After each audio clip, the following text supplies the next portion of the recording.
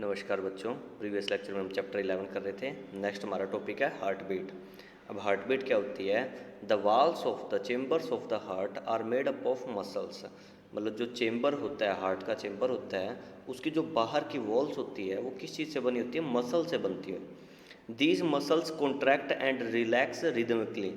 मतलब ये मसल्स क्या करती हैं? कॉन्ट्रैक्ट होती है और फिर रिलैक्स करती है, फिर कॉन्ट्रैक्ट होती है, फिर रिलैक्स होती है। इसी चीज़ को हम क्या बोलते हैं? हार्ट बीट बोलते हैं। ठीक है, ये एक रिदम में होती है। This rhythmic contraction followed by its relaxation constitute a heart beat. ठीक है, एक कॉन्ट्रैक्ट होना फिर रिलैक्स होना, इसको क्या बोलते हैं? हम हार्ट बीट बोलते हैं। Remember that heart beats continue every moment of our life. हमारे पूरे जीवन में हार्ट बीट हमेशा चलती रहती है, एक नैनो सेकेंड के लिए भी बंद नहीं होती है। If you place your hand on the left side of your chest you can feel your heart beat. जैसे ही हम अपना हाथ रखते हैं चेस्ट पे थोड़ा सा लेफ्ट साइड को, तो हम क्या महसूस कर सकते हैं? हार्ट बीट महसूस कर सकते हैं। The doctor feel your heart beat with the help of an instrument called stethoscope. Stethoscope से डॉक्टर क्या चेक करते हैं? हमारी हार्ट बीट चेक करते हैं। A doctor use the stethoscope as a device to amplify the sound of the heart। वो क्या करते हैं? जब वो हमारे चेस्ट के ऊपर रखते हैं स्टेटोस्कोप को, तो एम्पलीफाई कर देता है हार्ट बीट की साउंड को, और वो ताकि हमें कानों में अच्छे से सुनाई दे। It consist of a chest piece that carries a sensitive diaphragm. मतलब एक चेस्ट का पीस होता है जो कि डायफ्रागम तक साउंड को एम्पलीफाई करके पहुंचाता है। Two ear piece and a tube joining the parts. Doctor can get clues about the condition of your heart by listening through a stethoscope.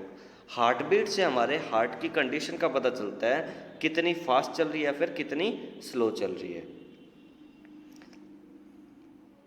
फिर नेक्स्ट एक एक्टिविटी है, फिर उसके बाद है एक्सरसाइज इन एनिमल्स। अब क्या है? Recall how carbon dioxide is removed as waste from the body through the lungs during exhalation. मतलब कार्बन डाइऑक्साइड किस तरीके से हम रिमूव करते हैं? जैसे इनहेल करते हैं तो हम अंदर ऑक्सीजन को ऑब्जर्व कर लेते हैं, फिर जब एक्सहेल करते हैं यानी सांस छोड़ते हैं, तो क्या कार्बन डाइऑक्साइड जो है कि एक एक्सर्शन है, मतलब एक अननेसेसरी चीज़ है, उसको हम एक्सहेल कर देते हैं यानी बाहर छोड़ देते हैं। Also recall that undigested food is removed during egestation. अब जो अनडाइजेस्टेड फूड है वो भी हम किसी तरीके से रिलीज कर देते हैं। Let us now found out how the other waste material are remove from the body. बाकी का जो वेस्ट मटेरियल है वो हम कैसे रिमूव करते हैं? You may wonder where these unwanted material come from. When our cells perform their function certain waste products are released. These are toxic and hence need to be remove from the body. जब भी कोई किसी तरीके का work perform किया जाता है cell के थ्रू, तो कुछ वेस्ट प्रोडक्ट भी रिलीज होता है, और ये क्या होता है? टॉक्सिक भी होता है। इसको रिमूव करना बहुत ज़्यादा जरूरी होता है। The process of removal of waste produced in the cell of the living organism is called excretion. इसको हम क्या बोलते हैं? वेस्ट प्रोडक्ट को रिलीज करने को एक्सर्शन बोलते हैं। The parts involve in excretion forms the excretory system. जो पार्ट्स हैं जो इनमें इन्वॉल्व होते हैं एक्सर्शन करने में, उसको क्या बोलते हैं? Excretory system. Excretory system in humans. The waste which is present in the blood has to be removed from the body. How can this be done? A mechanism to filter the blood is required. मतलब blood को filter करने का एक mechanism की जरूरत पड़ती है, जो किस चीज़ से किया जाता है? This is done by the blood capillaries in the kidneys. Kidney में क्या होता है? हमारा ब्लड फिल्टर होता है। When the blood reaches the two kidneys, it contains both useful and harmful substance. जब किडनी में पहुंचता है हमारा ब्लड, तब यूजफुल और हार्मफुल दोनों ही सब्सटेंस उसमें होते हैं।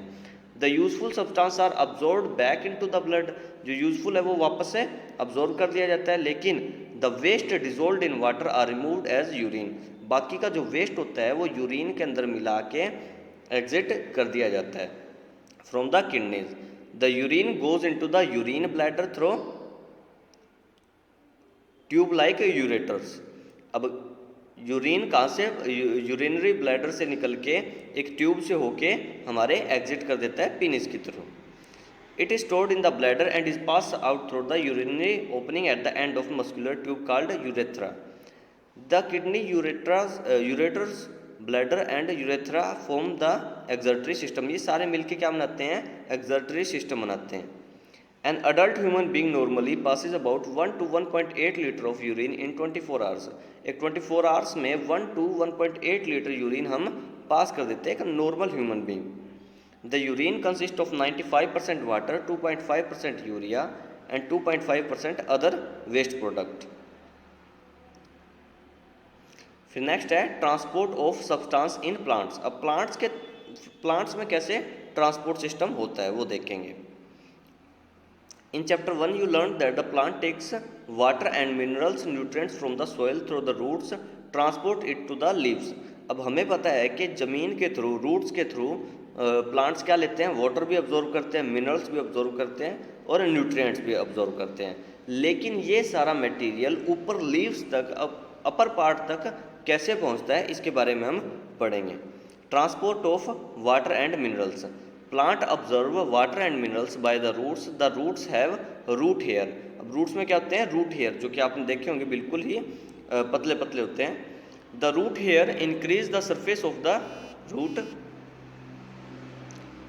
For the absorption of water. इनका सरफेस एरिया बहुत ज़्यादा होता है, बहुत ज़्यादा फैले होते हैं ताकि ये ज़्यादा से ज़्यादा वाटर को अब्जॉर्व कर सके। And mineral nutrients dissolve in water, और मिनरल को भी अब्जॉर्व कर सके। The root hair is in contact with the water present between the soil particles.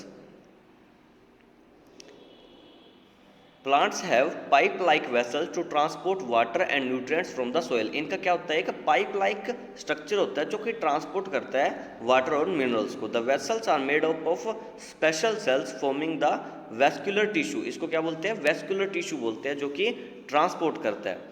A tissue is a group of cells that perform specialized function in an organism। ये क्या है, एक different type का एक specific function perform करता है।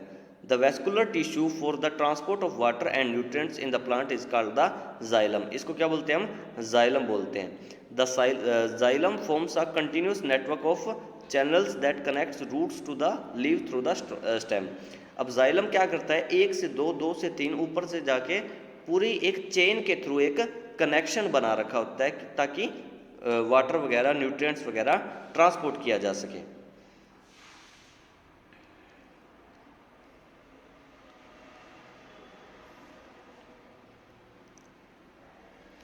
Next है plants absorbs minerals, nutrients and water from the soil. Not all the water absorbed is utilized by the plants. The water evaporates through the stomata present on the surface of the leaves.